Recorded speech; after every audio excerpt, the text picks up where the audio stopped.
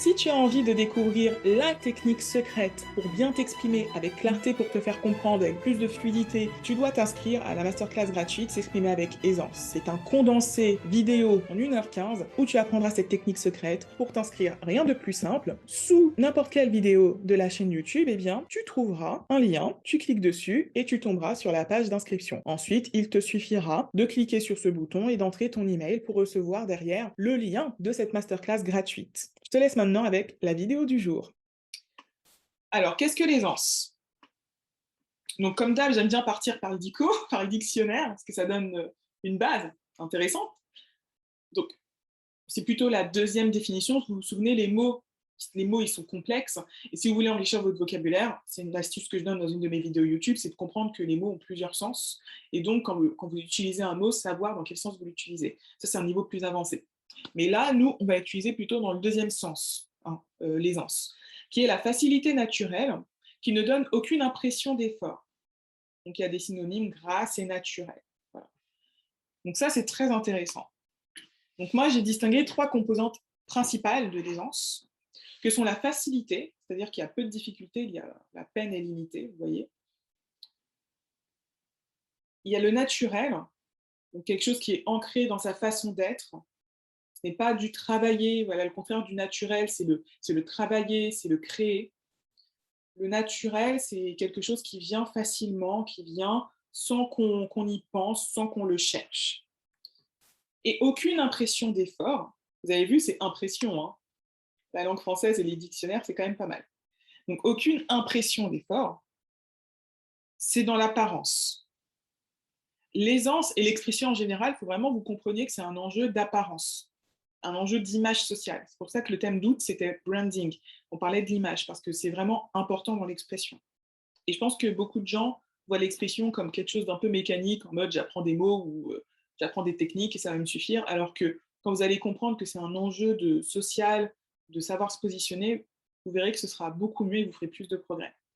Et donc, l'aisance, il n'y a l'impression d'aucun effort. Aucun effort quand la personne s'exprime, mais aussi on pense que la personne n'a fourni aucun effort pour atteindre ce niveau-là. Et c'est là, en fait, je vous le dis cash, où il faut déconstruire cela. L'aisance vient du travail. L'aisance, c'est le résultat. Ce naturel, c'est le résultat d'un processus d'éducation. Il peut être conscient, et c'est ce que vous êtes en train de faire au sein de l'école, ou ce processus d'éducation, il peut être inconscient, parce que vous avez évolué toute votre vie dans un environnement qui fait que vous vous exprimez bien. Parce qu'on vous a mis des bouquins en face, parce que vous avez participé à des discussions, parce que les gens autour de vous s'expriment déjà bien, et donc on apprend par mimétisme. Et donc, quand vous parlez, et que vous avez ce parcours, on va dire, idéal pour bien s'exprimer, il y a cette aisance, il y a ce naturel. Ça ne veut pas dire que derrière, il n'y a pas eu d'apprentissage. Et donc, vous, quand vous voulez avoir de l'aisance, comprenez que c'est le résultat. Et bien souvent, pour vous, si vous n'avez pas d'aisance aujourd'hui, c'est qu'il y a un problème. Et c'est là que vous vous trompez. Plus vous répéterez, c'est-à-dire que vous allez appliquer des techniques, vous allez tester des choses, vous n'allez pas réussir. Et donc ensuite, vous allez optimiser, vous allez changer votre approche pour mieux réussir au prochain essai. Vous allez répéter cette boucle du progrès que je vais vous représenter tout à l'heure.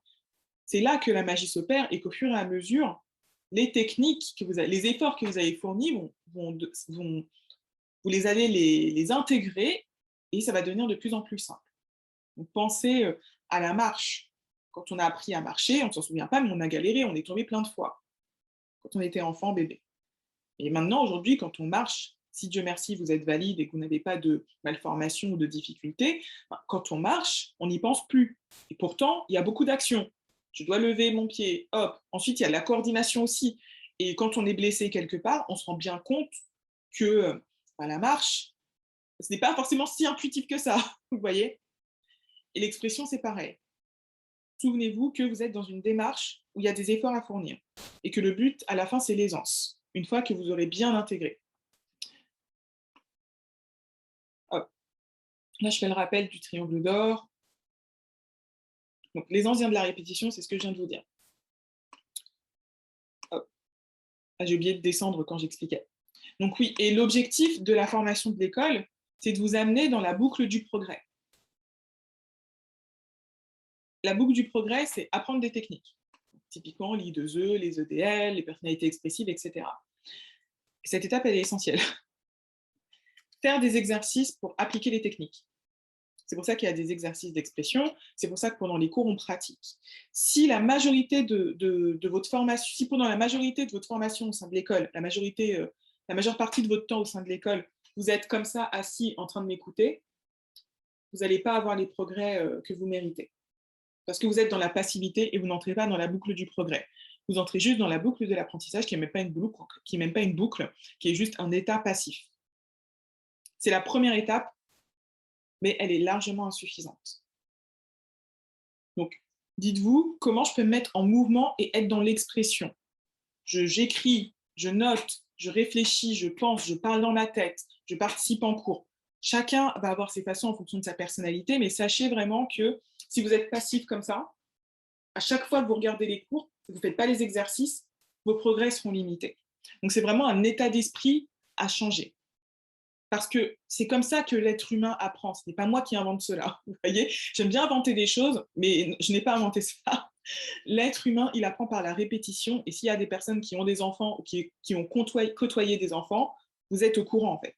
Vous savez que les enfants, il faut leur répéter les choses 10 fois, 100 fois.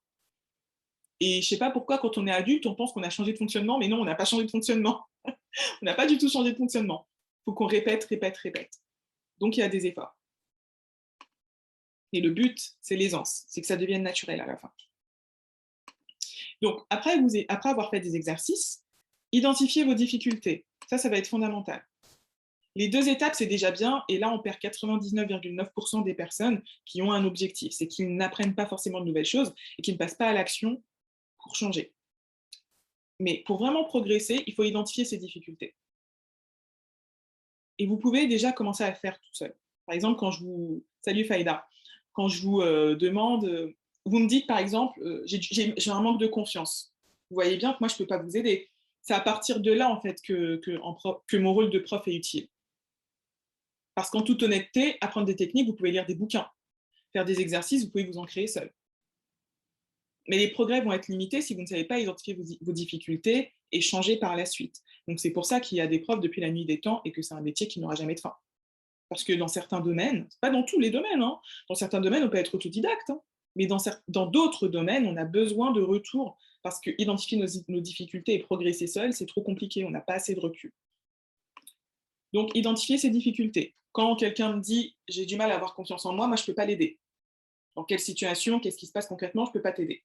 Et donc, plus vous serez précis quand vous m'amenez des difficultés, mieux je pourrai vous aider. Donc, c'est pour ça que vous devez être actif, en fait, dans la compréhension de quelles sont vos difficultés, de vraiment utiliser des mots précis pour qualifier ce qui se passe. Pas en tant qu'expert, hein. C'est moi l'experte, vous voyez, pas en tant qu'expert, mais vraiment, j'arrive pas à faire ceci, cela, je me sens comme ci, comme ça, il se passe ceci, cela. Là, je peux plus vous aider parce que je peux identifier quelles sont vos vraies difficultés. La confiance, c'est un concept. Vous voyez?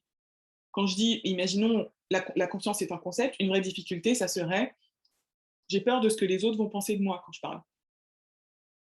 Et pour être encore plus précis, ce n'est pas les autres en général, c'est encore plus précisé, c'est surtout mes supérieurs hiérarchiques dans le monde professionnel ou les personnes qui s'expriment mieux que moi selon moi. Quoi. Là, je peux orienter. Parce que confiance, c'est trop général. On n'est pas là pour faire de la philo, même si j'adore la philo. Donc, la boucle d'après, c'est recevoir des conseils pour surpasser ces difficultés. Et c'est là que j'entre en compte. C'est pour ça qu'il y a les conseils flash, c'est pour ça qu'il y a les cours. Parce qu'identifier ces difficultés, c'est bien, mais si derrière, vous ne pouvez pas les dépasser, les surpasser, vous êtes bloqué dans votre progression. Donc, vous avez reçu des conseils qui sont adaptés pour dépasser ces difficultés, et ensuite, vous repassez à l'action, vous refaites des exercices pour appliquer les conseils et surpasser les difficultés. Plus tu répéteras, vous répéterez cette boucle, plus vous progresserez. C'est le fonctionnement de l'être humain. En fait, ce n'est pas moi qui l'invente, c'est le fonctionnement de l'être humain.